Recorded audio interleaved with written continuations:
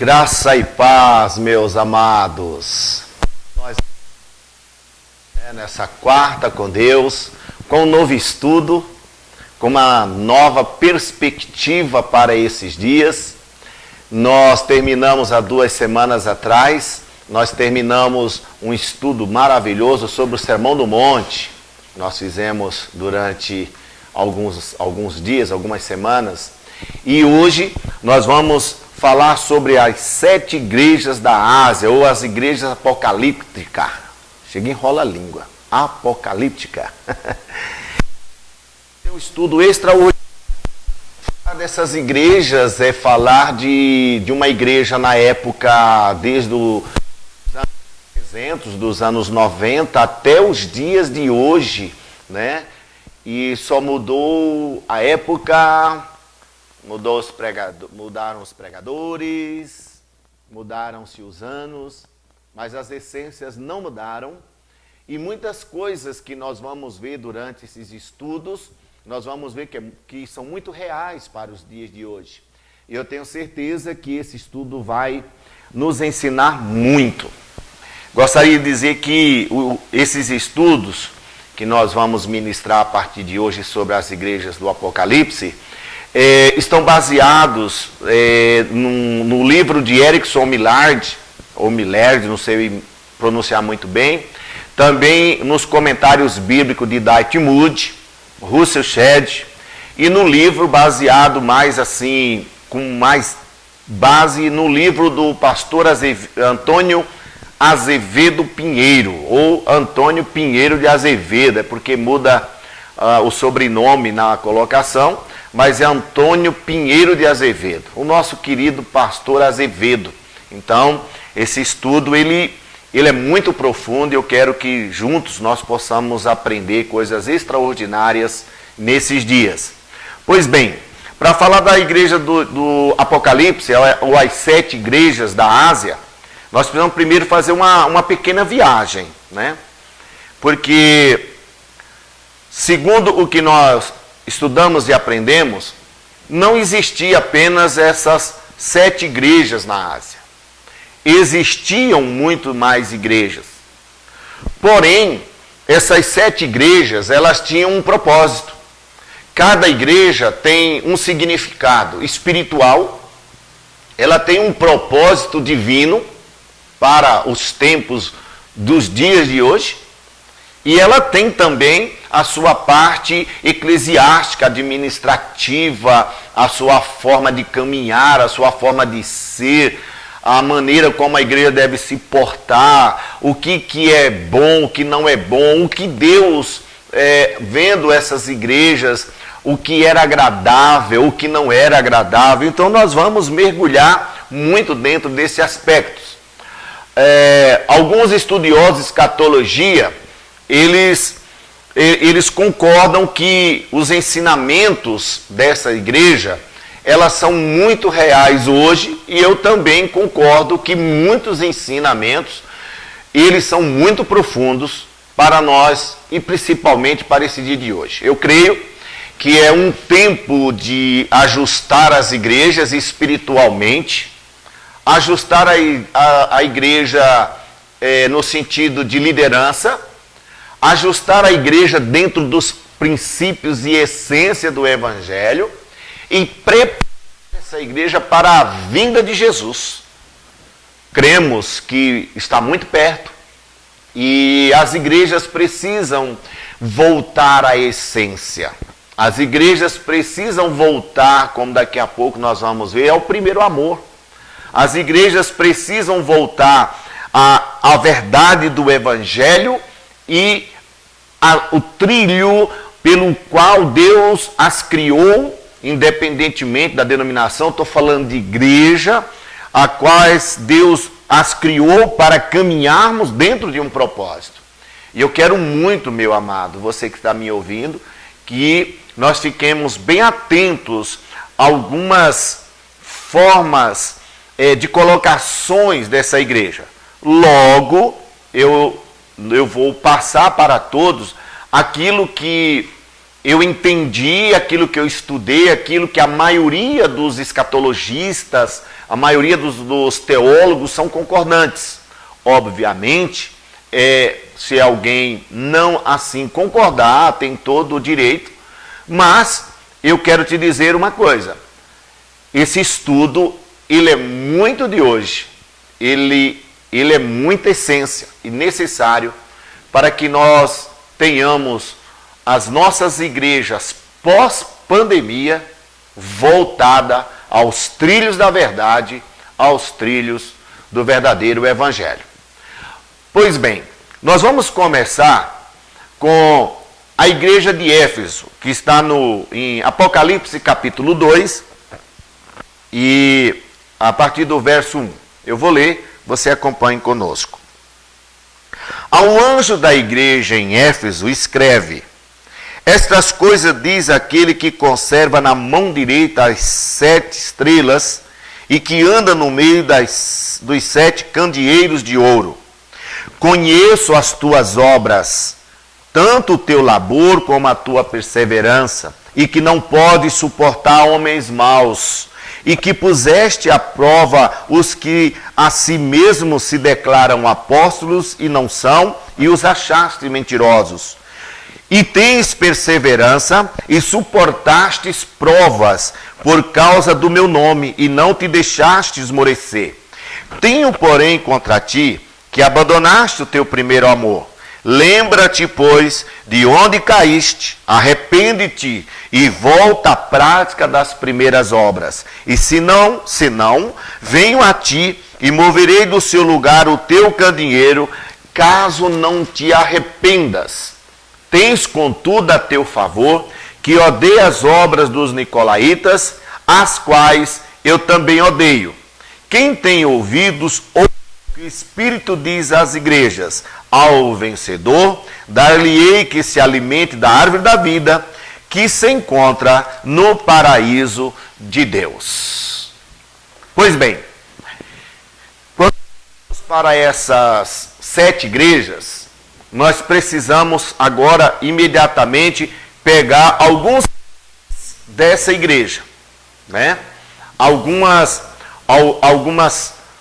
virtudes, posicionamentos dela espiritual e qual era o alvo dessas igrejas. Primeiro, a igreja de Éfeso, ela era tida como a igreja apostólica, fundada por apóstolos, evidentemente, mas era a igreja apostólica, era aquela igreja visionária, era uma igreja forte, uma igreja determinada, uma igreja de líderes extraordinários, uma igreja influenciadora, e nós vamos ver isso, uma igreja que fez verdadeiramente a diferença em Éfeso.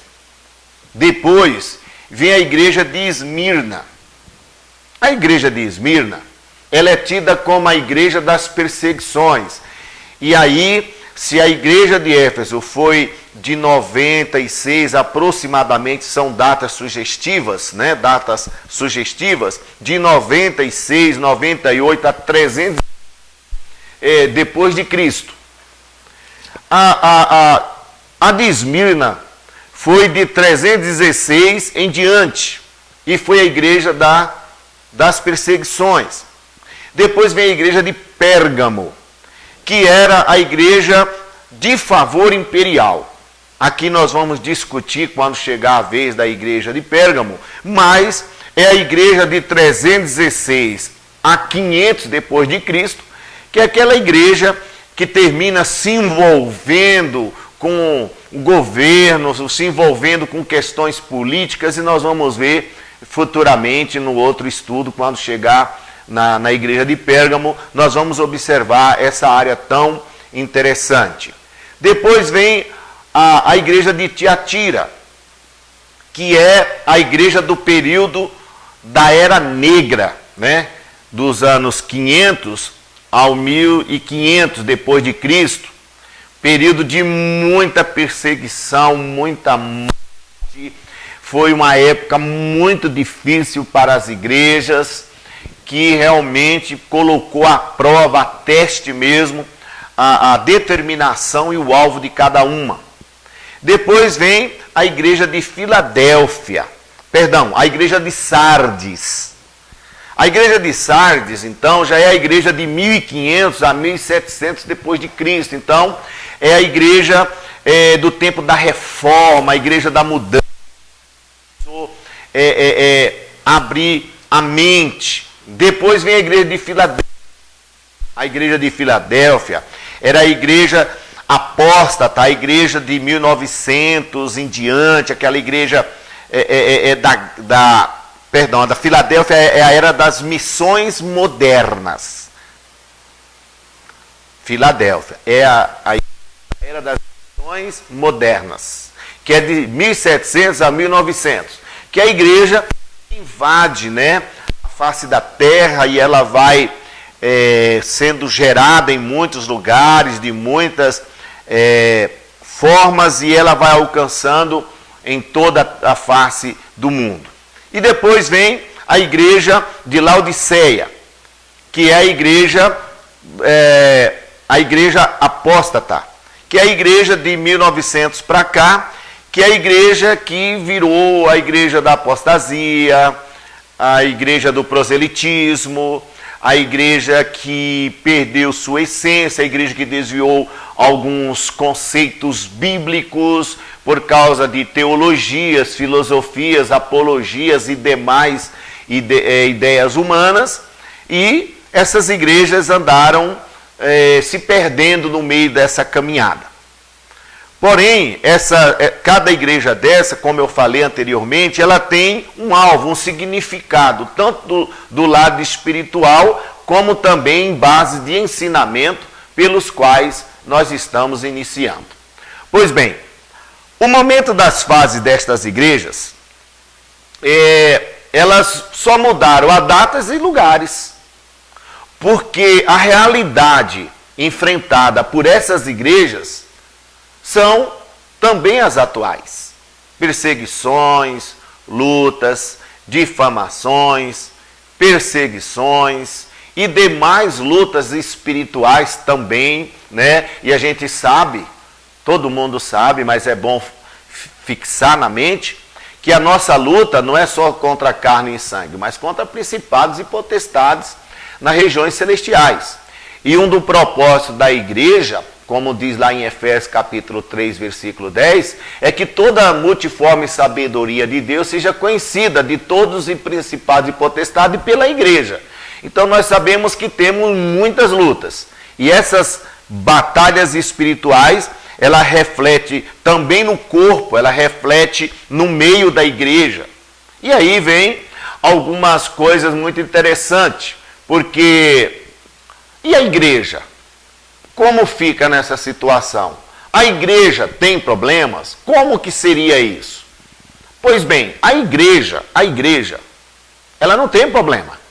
O problema são as pessoas, são alguns cristãos que desviam o propósito da igreja, que terminam buscando um evangelho, uma pregação que satisfaça o seu próprio interesse.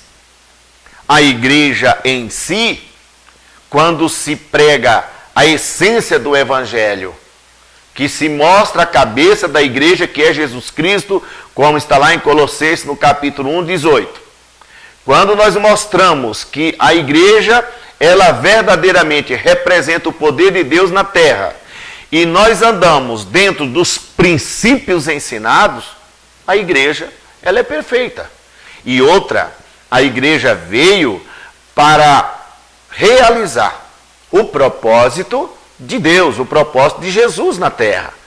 E Deus tem levantado as igrejas, e muitas igrejas, que precisam se renovar, precisam serem transformadas. E eu creio que esse tempo atual é um tempo em que as igrejas vão ser impactadas. Não com outro evangelho, não com outro espírito, não, é a mesma cabeça, o mesmo evangelho, o mesmo espírito, mas vamos ser impactados para tomarmos posicionamentos que talvez escaparam-se entre os dedos, ou nós deixamos de lado, Porque nós simplesmente começamos a querer viver um evangelho mais agradável às pessoas e a outras situações do que aquele evangelho que liberta, cura e restaura. Charles Swindoll, ele no seu livro A Igreja Desviada, ele diz que a igreja precisa de uma nova reforma. A igreja não pode continuar como está. Mark Lloyd Jones, ele diz assim, quando a igreja é de fato diferente, quando a igreja é de fato diferente do mundo, ela invariavelmente não o atrai. E é nesse momento em que o mundo começa a prestar atenção na mensagem da igreja, no propósito da igreja, no alvo da igreja, e qual a diferença faz essa igreja, né? É até aquela questão que nesses dias eu ouvi de um pregador e uma pergunta que não quer calar: que diferença tem feito a igreja nos últimos dias? Qual o propósito dela, né? Pois bem, diante disto, essa igreja de Éfeso, né, a igreja de Éfeso, ela era uma igreja que foi liderada e iniciada por Paulo, provavelmente nas suas primeiras viagens missionárias, em uma cidade que, aos olhos humanos, muito difícil de estabelecer uma igreja. Primeiro porque era uma das maiores cidades da Ásia, era uma cidade que havia uma miscelânea muito grande de pessoas, era a maior cidade influente em comércio, né? Ela era uma centro-região, todo o comércio daquela época e passava ali por Éfeso. Era uma cidade que existia muitas pessoas, ou seja, existia pessoas de várias nações, de várias línguas. Além de ser uma cidade rica, existia já naquela época um diferencial social, né? Quem era rico, quem era mais pobre, já existia essa infeliz situação, né? E naquela cidade existiam muitas pessoas importantes, pessoas muito ricas, pessoas muito influentes, pessoas muito eloquentes, né? Aquela cidade, ela naquela época já tinha entre 400 a 500 mil habitantes. Era uma mega cidade, né? Para aquela época, era uma megalópolis, uma cidade muito grande para aquela época. E aquela cidade era visitada por muitos tipos de pessoas, né? Aquela cidade também, ela tinha muitos deuses, ela tinha muitas religiões, muita influência. Naquela cidade existia muitas escolas filosóficas, existia escola de misticismo, de encantamento, a religiosidade era muito forte, a superstição dominava. Lá existia muitos egípcios, muitos gregos, romanos, judeus, e cada um defendia a sua religião, a sua ideologia. Então havia uma guerra espiritual muito grande, uma batalha constante naquele lugar. E Paulo inicia essa igreja. E lá ele já se encontra com duas pessoas que ele os torna discípulos dele, que é Áquila e Priscila, né? Está lá em Atos capítulo 18, versículo 2 ao versículo 5. E Paulo, então, estabelecendo essa igreja, ele deixa na mão de Priscila e Áquila, ou Áquila e Priscila, ele retorna para outras missões, mas depois, lá para a terceira viagem de Paulo, ele retorna para Éfeso.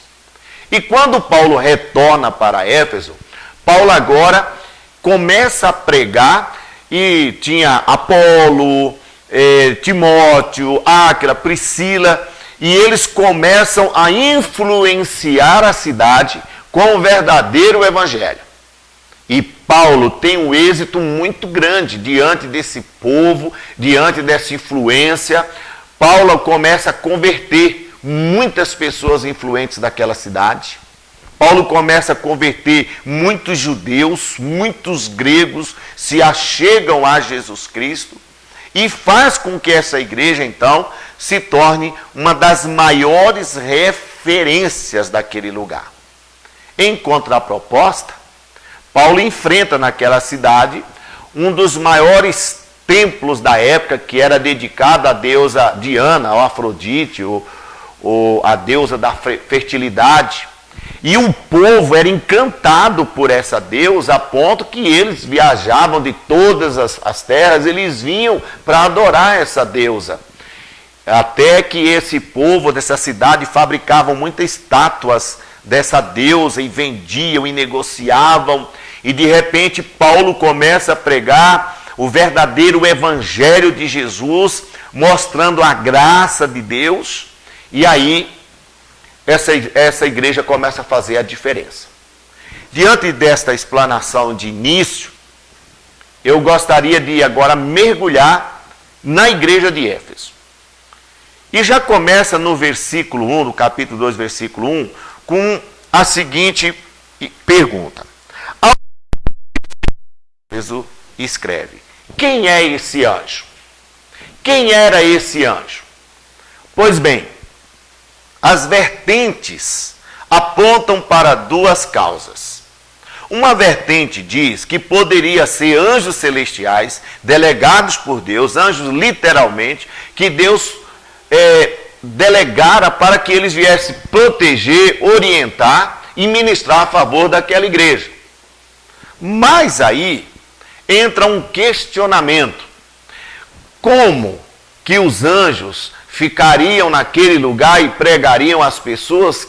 Que nível de contato, de relacionamento e como seria?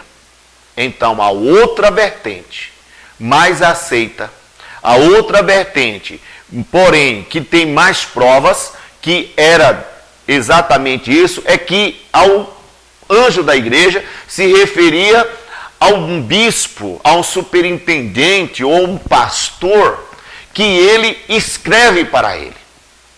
Ele escreve para esse pastor, para esse bispo, esse superintendente, o qual era o representante legal de Deus naquele lugar, naquela igreja, para explanar, ensinar e impetrar a palavra de Deus. Até porque em Hebreus, no capítulo 1, versículo 14, diz assim: então o que são os anjos? Todos eles são espíritos que servem a Deus, os quais ele envia para ajudar os que vão receber a salvação. Mas a comunicação dos anjos, com certeza, não seria da forma necessária para aquele lugar. Então, logo, os maiores estudiosos, e é a teoria que eu particularmente creio devido aos estudos que fiz, que verdadeiramente Deus, ele tem naquela igreja homens, chamado anjo da igreja, pode ser pastor ou bispo, aí a tradução pode variar de Bíblia para Bíblia, mas homens que verdadeiramente eram incumbidos, responsáveis para ensinar e propagar o evangelho. Até porque, querido, uma coisa me chama muito a atenção aqui. Porque Deus, ele é muito perfeito. E Deus levanta seus sacerdotes, seus pastores na igreja, e Deus, ele não vai tocar na igreja sem antes falar com os seus profetas. Então, logo, esses bispos, esses pastores, eles que tinham toda essa autoridade para conduzir a igreja. Então, logo essas cartas, ou essa carta, que no caso estou falando de Éfeso, foi diretamente enviada para o anjo da igreja, para que ele colocasse a igreja em ordem, para que trouxesse a igreja de volta aos princípios, de volta ao ensinamento, de onde ela surgiu, para onde ela iria, conforme todo ensinamento. Então a gente vê que esse homem, esse pastor, ele tinha uma incumbência muito séria. E ele recebe essa carta para colocar essa igreja em ordem. A segunda coisa interessante vem no versículo ainda 1, que vai dizer assim: estas coisas diz aquele que conserva na mão direita a 7 estrelas. Conserva na mão direita. que significa? Expressa que a autoridade estava e sempre foi e sempre será de Jesus. Tanto para anjos, pastores, tudo estava sujeito ao seu governo. O governo de Cristo, que sempre foi e sempre será Jesus, como diz Colossenses, é a cabeça da igreja. É Ele que é o Senhor da igreja. E esses pastores, esses líderes, conduzem ela segundo a autoridade, segundo aquilo que lhe é outorgado. Mas a mão direita, aqui expressa, quer dizer autoridade, poder, né? O governo literal de Jesus sobre a igreja. Ainda no versículo diz assim, as 7 estrelas. Essas 7 estrelas pode significar 7 guardiões angelicais, que pode se referir, que a Bíblia às vezes se refere a anjo e estrela, mas anjos delegados para cuidar, provavelmente é uma expressão de mostrar Jesus, os anjos guardando a igreja. E vem um outro contexto, quando ele diz dos 7 candeeiros, né? E vai falar das 7 estrelas e dos 7 candeeiros de ouro. Isso significa Jesus, né? Andando no meio desse candeeiro, é a sua presença indispensável na igreja. É a presença de Jesus, que é a luz, né? Que as obras das trevas não vão prevalecer, e Jesus, no meio desse candeeiro, significa a luz, significa o direcionamento, e é indispensável que Jesus, né? Não tem nem como cogitar ideias de Jesus não estando na igreja, no meio da sua igreja. Então aqui a gente observa que a igreja, ela precisa voltar à essência de entendimento, que é o primeiro ensinamento que eu quero compartilhar dentro desse texto, é entender que Jesus, Ele é a cabeça da igreja e o governo da igreja está nas suas mãos. Por quê? Porque o homem, ele é limitado. E o homem, ele só consegue chegar ao nível de pastorear, de cuidar e de zelar, se verdadeiramente ele entender quem o governa, quem o direciona, e a igreja só vai prevalecer se ela entender a pessoa de Jesus e o governo de Jesus no seu meio como cabeça. Aí vem o versículo 2. O versículo 2 começa dizendo, conheço as tuas obras. É interessante porque aqui a gente observa uma igreja que tinha muitas virtudes, muitas qualidades. Uma igreja que nasceu e cresceu em meio turbulência, dificuldade, pressões religiosas, pressões sociais, mas uma igreja que nasceu firme, forte, embasada, capaz de suportar todas as intempéries daquele momento, toda a pressão e perseguição daquele momento. Você imagine o que é pregar numa cidade como esta, né? Você imagine o que é você enfrentar os principados e potestades que regiam aquele lugar e você chegar amando de Deus, obviamente, indubitavelmente iria prevalecer, mas a igreja sendo implantada ali não era fácil. Mas as qualidades delas transcendia tudo. Ela é uma igreja que fazia diferença. Era uma igreja muito sólida, de homens muito sólidos. Eu poderia usar palavras maduros. Alguns historiadores dizem que essa igreja era a igreja que mais experimentou dons espirituais, de líderes de excelências, líderes maravilhosos. Porém, nós vamos ver daqui para frente que alguns destes líderes não entenderam a visão, não entenderam a missão, a palavra que eu acho que cabe muito aqui, a missão da igreja naquele lugar em alguns momentos. Em seguida, Jesus, no versículo 2, ele vai dizer assim, conheço as tuas obras e o teu trabalho, né, ou o teu labor, né? Eu conheço aquilo que você faz. Por quê? Porque nada foge, né, do controle de Deus. Os olhos de Deus estão sobre todos e em todos os lugares. E as obras que aquela igreja fazia, eu contextualizando, aquela igreja que ajudava, que ensinava, que educava, que preparava, que consolidava, aquela igreja que fazia obras extraordinárias no meio de um povo, ensinando, capacitando, isso era feito e visto por Deus. Porque nada numa igreja vai acontecer sem que Deus esteja vendo, sem que Deus não esteja no comando de tudo isso, né? Esse trabalho, esse labor, se referia àquelas pessoas que verdadeiramente entenderam quais eram as suas missões, os seus ministérios, o seu trabalho dentro da igreja.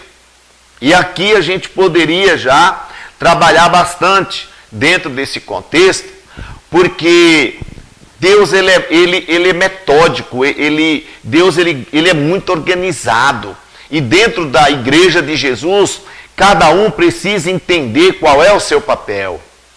Todos juntos fazem uma só obra, que é levar essa igreja à vontade de Deus, a pregoar o evangelho e principalmente a salvação de vidas. Mas é necessário que estes que trabalham, esses que fazem os ministérios trazendo para o presente, tem que ser pessoas incansáveis, constantes, que trabalham por amor, que entende que a palavra igreja, os tirados para fora, ou os santos remidos, ou a eclesia ou eclesiologia daquilo que a gente vive, né? A koinonia, esse agrupamento de pessoas, que todos aqueles que fazem a obra estão pensando num todo, e não apenas em um ou uns. Mas é o tempo também de entender dentro dessa igreja, aqueles que trabalhavam incansavelmente, foram aqueles que entenderam o que era pegar a sua cruz e seguir a Cristo. Como está lá em Mateus, né? Mateus no capítulo 10, versículo 38, esse texto aqui, ele é muito forte quando a gente olha para ele com essência. Ele vai dizer assim: e quem não toma a sua cruz e vem após mim, não é digno de mim.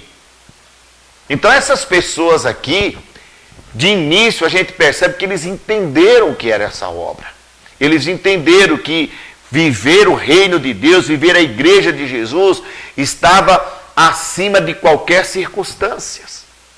Que é um pouco diferente dos dias de hoje, mas que ela nos ensina a viver isso hoje. Mas nos últimos tempos, a igreja, ela anda muito carente desse nível de líder, desse nível de pastor, desse nível de cristãos determinados, corajosos, envolvidos com a obra, capazes de pegar as suas próprias cruz, ou a sua própria cruz, e seguir a Jesus e servir a igreja, independentemente da circunstância. Porque hoje a gente vê muitas pessoas, até na igreja, até servindo, mas religiosamente. E aí entra um contexto. Como que serve o religioso? Estou fazendo a minha parte. Olha, eu fui lá, eu cumpri o meu papel, e aí termina virando aquele religioso que vai naquele culto, né? E pronto, eu cumpri o meu papel, eu já fui lá, eu fui na igreja, né? Eu dei meu dízimo, eu dei minha oferta, pronto, cumpri o meu papel. E esquece que igreja é vida, que igreja é vivência.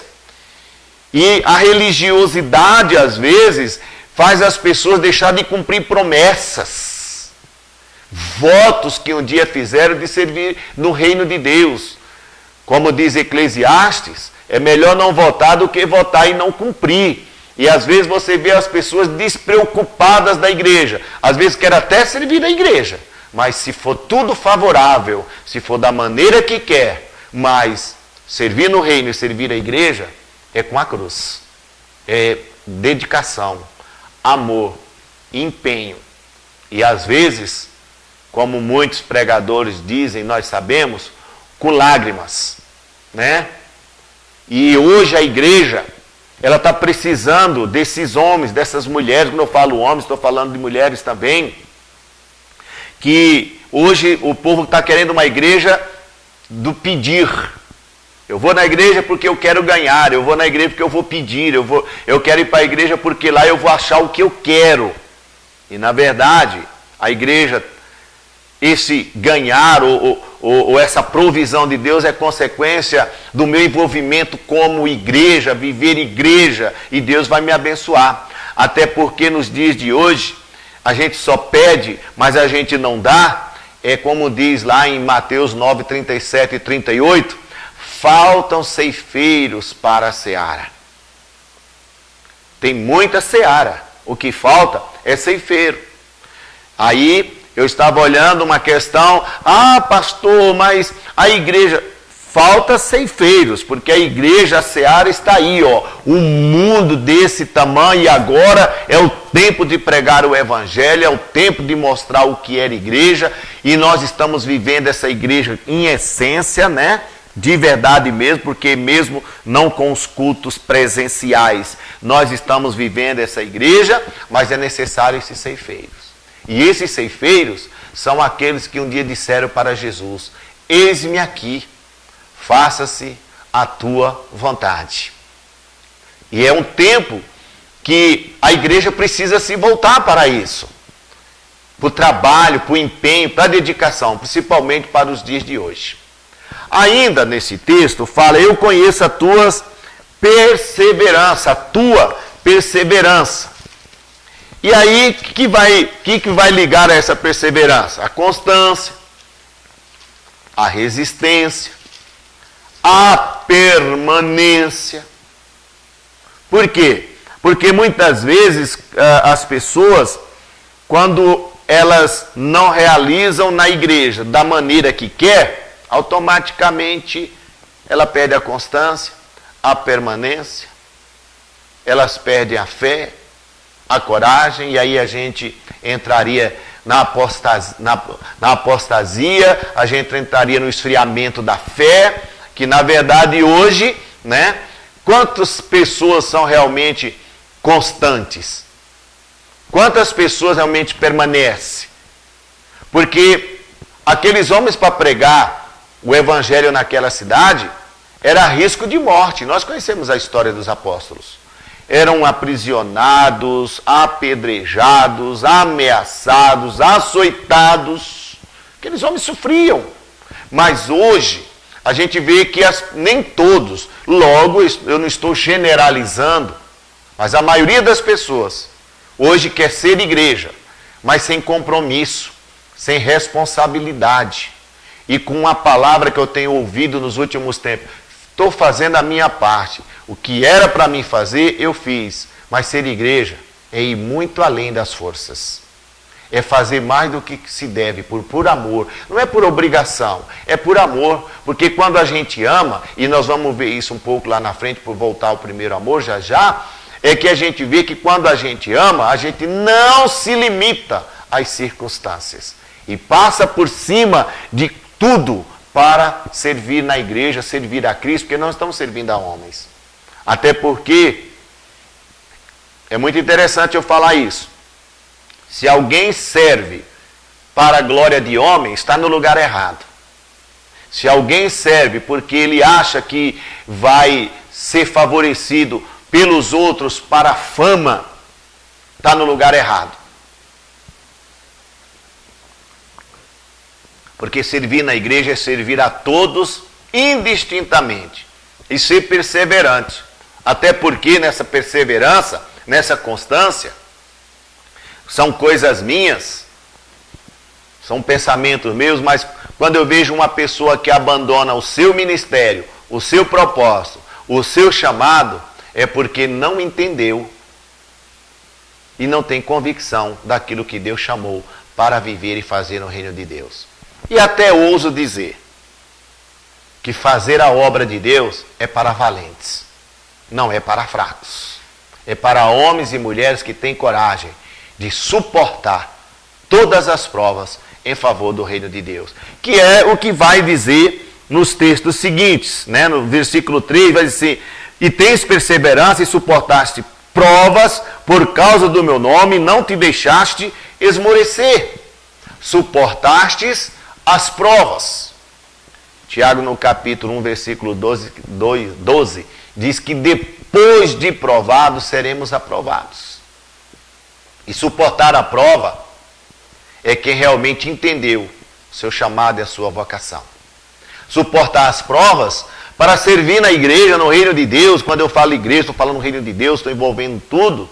Suportar essas provas começa até mesmo dentro da nossa própria casa, né? É suportar a pressão espiritual, social, psicológica, familiar, né? E aqueles homens, eles serviam a Deus desprendidos. Aí vem uma pergunta: mas e a família dele, e as pessoas que estavam à sua volta? Não.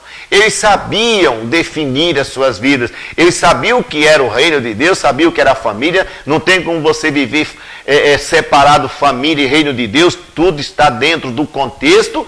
Porém, é saber definir que as provas que eu passo, que nós passamos, saber ter discernimento, é uma palavra mais justa para esse momento, entender, é ter discernimento, que as nossas provas nas nossas vidas, seja em qual áreas forem, essas provas, elas nos capacitam, elas nos treinam, e é para nos suportar, nos aprimorar, nos capacitar e nos tornar mais maduro. Que é um problema da igreja de hoje, que nós geramos muitos líderes, mas como os líderes de mimimi, que não suportam provas, não suportam a correção, não suportam às vezes ser disciplinados. São líderes que, se você falar alguma coisa para eles, amanhã não vai para a igreja, amanhã vira as costas, não faz mais o ministério, abandona, como se estivesse servindo em qualquer lugar, como se não fosse igreja, como se a igreja perdeu a relevância, o valor da sua vida. E as provas hoje, amados, não é mais na espada, como fora com os apóstolos naquela época. Não é com surra de azarrogue. Não é com pedrada, como fora na vida de Estevão. Hoje a nossa pressão é aqui, né? A Bíblia fala em 2 Coríntios 4,4 que o Deus desse século cegou entendimento. Hoje a briga é aqui, é na mente, é na inteligência, é na maneira de pensar. O diabo não está querendo cegar os seus olhos. Ele não está interessado com a questão física. Ele quer cegar a mente, a inteligência, para que eu vire as costas, abandone, esfrie na fé e abandone o propósito, que é para a minha vida mesmo, para a minha salvação. E é isso que nós temos visto nos últimos tempos. Uma igreja que não suporta a prova. Que, por sinal, no momento que nós estamos vivendo, e aí aproveitando o gancho, nem todas as igrejas permaneceram diante dessa pandemia, diante desse momento. E nem todos os pastores permaneceram. Alguns, como diz, caíram fora, foram para outras áreas. Por quê? Porque o seu coração não está no reino. O seu coração ainda não é igreja. Precisa ser trabalhado. E para isso, somente aqueles que estão dispostos a dar a sua própria vida são capazes de entender o que é viver e suportar todas essas provas. Mas no versículo seguinte, vai dizer assim: eu tenho, porém, contra ti, e aí agora a linguagem muda um pouco. Antes, nós estávamos vendo uma igreja de muitos elogios, uma igreja que estava muito bem, mas de repente, essa igreja, ela abandonou o primeiro amor, abandonou as primeiras obras. E por que abandonou? Porque caiu no esfriamento espiritual, na mesmice, no relaxamento dos princípios, no relaxamento das palavras. A igreja que abriu mão dos seus valores espirituais, dos princípios. E a igreja, quando ela negocia princípios, ela sai da visão de Deus, ela sai da perspectiva de igreja que vai invadir e conquistar a terra, porque princípios são inegociáveis, intransferíveis. Não tem como negociar princípio. Ou você é ou não é. Ou eu vivo por amor ou eu não vivo. E aqui a carta escrita a essa igreja cobra. Por que vocês abandonaram o primeiro amor? Por que abandonaram as primeiras obras? Né? Por quê? Porque houve um descaso. Aí volto a reforçar aquilo que falei antes. Houve um descaso. Como há nos dias de hoje, muitos líderes tiraram o seu coração do reino. Eu aprendi uma coisa com o meu pastor muito, muito profundo que eu carrego na vida. Ele dizia assim: o dia que o teu coração não estiver mais no reino, você não consegue mais fazer com amor. E aí eu uso o texto da Bíblia que diz assim: onde está o teu tesouro, está o teu coração. Então eu tenho que fazer da minha igreja, do meu ministério, o tesouro da minha vida. Se a minha igreja, o meu ministério, o reino de Deus é o tesouro da minha vida, eu ponho meu coração. Então eu não vou negociar, eu vou fazer com amor, eu vou fazer com entendimento, eu não vou abrir mão dos meus princípios, porque eu sei a quem sirvo. E aqui essa igreja começa a nos ensinar. Por quê? Porque muitas vezes os valores carnais, os valores egocêntricos, às vezes querem dominar mais do que o primeiro amor pela obra de Deus. Ah, eu não vou para os cultos, eu não vou fazer porque está frio. Ah, hoje está muito quente. Eu não vou para a igreja porque está chovendo. Eu vou para a igreja porque está gelado, o tempo está... Meu Deus, quantas desculpas!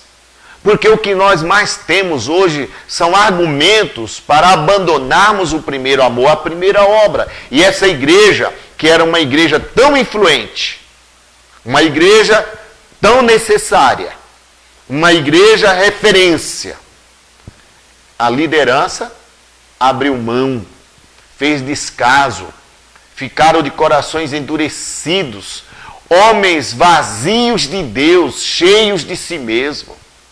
E aí, querido, você que está me ouvindo, pastor, líderes, quando a gente enche o nosso coração de si mesmo, a gente se torna vazio de Deus. E aí que começa todo o problema. Como eu disse antes, o problema da igreja não é Deus, o problema da igreja não é a sua essência, o problema da igreja sou eu. Quando eu me encho de mim mesmo, das minhas glórias, das minhas vanglórias, do meu orgulho, da minha arrogância, da minha prepotência, e eu acho que eu já sou capaz de fazer tudo por todos sozinhos. Quando eu começo a fazer descaso da minha liderança, e aqui vou falar com muito amor, quando eu começo a achar que o meu pastor já não é mais aquele pastor, quando o meu líder de célula não é mais bom, onde eu nasci, quem foi que cuidou de mim, quem orou por mim, quem impetrou na minha vida a graça, quem investiu na minha vida, por que agora não vale mais? Porque eu me torno cheio de mim e vazio de Deus. Porque quando a gente olha para esse contexto, nós vamos observar que a igreja, o líder verdadeiro e que ama, ele vai amar os outros e entender do jeito que ele é. Logo, como eu estava lendo no livro do pastor Azevedo, é uma questão. Tem aqueles que querem e os que não querem. Mas aqui a gente observa Deus chamando a igreja para viver o primeiro amor. E aqui, dizendo, por que abandonaste as primeiras obras e o primeiro amor? Volta, aí vem o seguinte, no versículo 5 diz assim, lembra-te de onde caíste. E aí vem uma palavra muito forte no versículo 5, arrepende-te. E arrependimento não é para quem quer, é para quem tem posicionamento e determina mudar de vida. A palavra arrependimento, querido, não é dor na consciência, nós pregamos, ouvimos e aprendemos. Arrependimento é mudança de vida, não existe arrependimento sem transformação. Se eu me arrependi, eu mudei de vida, eu mudei de direção. Arrependimento é mudança de direção. E aqui vai dizer: arrepende-te, volta às práticas das primeiras obras, volte, ou seja, se arrependa, transforme a sua vida e volte para a essência, volte de onde caíste, volte para o teu primeiro amor, volte para aquilo que Deus verdadeiramente escolheu para a minha, para a sua, para a nossa vida. É aí que o orgulho pesa, porque esse dia eu conversava com a pessoa, ele disse que o problema de voltar era a vergonha. E o arrependimento tem que eliminar a vergonha. Ser humilde, que é o maior confronto da vergonha e do nosso orgulho, a humildade, que ser humilde não é ser humilhado, é ter a qualidade de Jesus.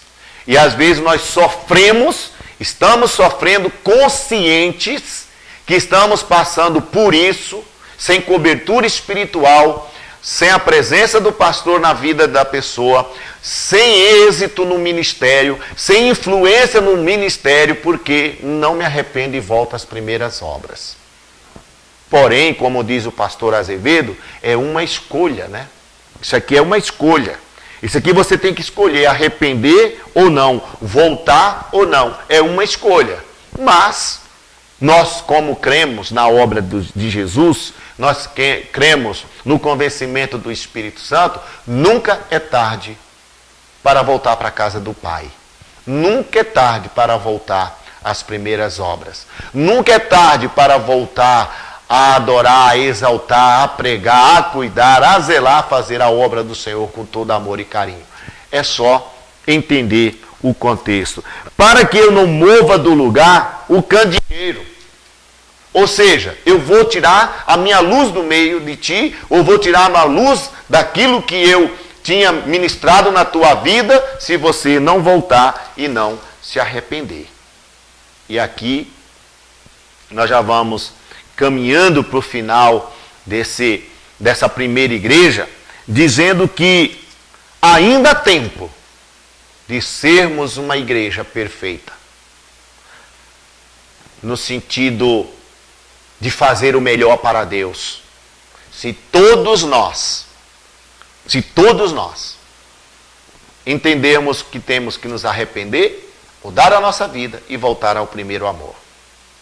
Quando eu falo todos nós, eu estou incluindo a minha própria vida, porque cada vez que você lê a Bíblia, Deus vai falando com você, Deus vai ministrando na sua vida. O dia que a palavra de Deus, você lendo, você ministrando, ela não falar com você, é porque esse primeiro amor, é porque houve realmente um esfriamento espiritual tão grande que você não consegue perceber a essência da palavra em transformação na sua vida.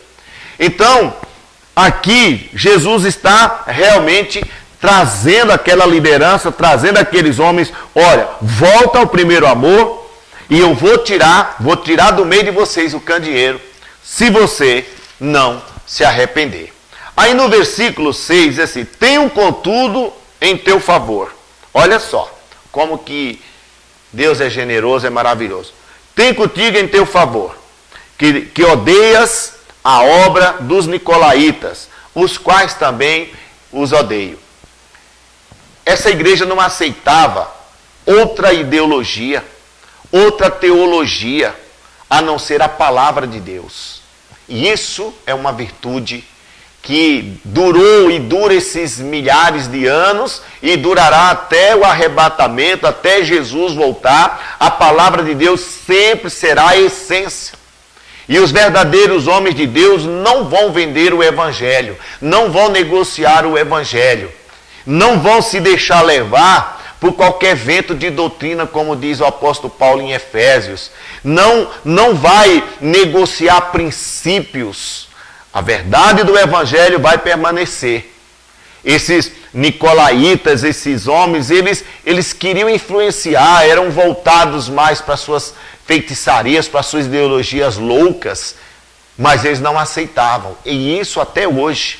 E a igreja verdadeira, que quer viver o amor de Cristo, a essência de Cristo, ela será inegociável quanto aos princípios. Ela não vai abrir mão, vai viver a essência e a verdade do Evangelho. Então no versículo 7 diz: quem tem ouvidos, Ouça o que o Espírito diz às igrejas. Aqui é uma dimensão muito interessante. Por quê? Porque é ouvir, né? Ouvir a voz do Espírito e viver o que o Espírito ensina, o que a palavra ensina. Porque muita gente fala Espírito, Espírito, Espírito, mas não vive exatamente como o Espírito Santo ensina. Porque uma coisa que eu vou deixar você pensando, como que eu vivo cheio do Espírito Santo e eu não mudo? Como eu vivo cheio do Espírito Santo e não amo? Como eu vivo cheio do Espírito Santo e eu não me dedico para o reino de Deus? Como eu vivo cheio do Espírito Santo e eu não obedeço a palavra? Como eu vivo cheio do Espírito Santo e eu não obedeço e não vivo os princípios, os ensinamentos? Como eu sou cheio do Espírito Santo e eu não obedeço o meu pastor, eu não confio no meu pastor, eu não ando com ele, eu não ando com o ministério da igreja no qual eu estou inserido? Então, ouvi a voz do Espírito, para que as coisas sejam diferentes. Ainda no versículo 7, então, diz assim: ao vencedor dar-lhe-ei, que se alimenta da árvore da vida, que se encontra no paraíso de Deus. Só teremos vitória, só teremos recompensa, só teremos em nossas mãos o que Deus quer. E vamos nos alimentar perfeitamente quando nós cumprirmos o propósito para o qual fomos chamados como igreja. Então eu espero que essa primeira igreja já tenha nos ensinado alguma coisa hoje. Na próxima domingo de manhã eu estarei falando sobre a igreja de Esmirna, que também tem muitos ensinamentos. Mas hoje eu quero que você pense: eu vivo o primeiro amor? Eu vivo as primeiras obras? Ou eu sou daqueles que abandonei, abri mão, esfriei na fé? E aí, amados, quando a gente não está bem, a gente vai arrumar uma tangente. E as tangentes são tantas. Vamos arrumar uma desculpa para dizer por que eu não faço, por que eu não fiz, por que eu saí da igreja, por que eu não estou na igreja. Só que quando nós fazemos isso, nós estamos abrindo mão das primeiras obras, do primeiro amor. Porque o nosso compromisso não é com um templo. O nosso compromisso é com a igreja de Jesus. É com Jesus. É com um povo separado. O nosso compromisso é não abrir mão da vocação para a qual Ele nos colocou. Que Deus o abençoe ricamente. Quero que Deus possa ter ministrado ao teu coração. Domingo de manhã nós vamos estar com a igreja de Esmirna. Tem alguma oração? Tem. Então nós vamos também estar orando agora, concluindo. Nós vamos levantar aqui um clamor.